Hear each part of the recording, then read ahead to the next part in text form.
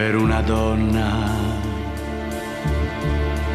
Persino un uomo forte può soffrire per una donna.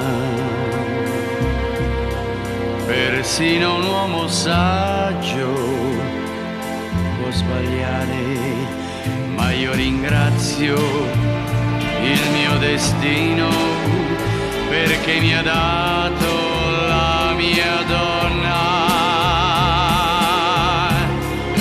Per una donna adesso son cambiato e finalmente credo in me. Per una donna adesso sono un uomo che sa vivere, perché adesso so che il mio domani insieme a lei conquisterò,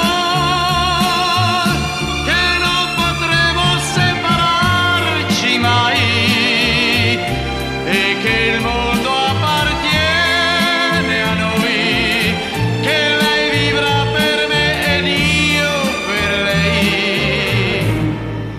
Per una donna.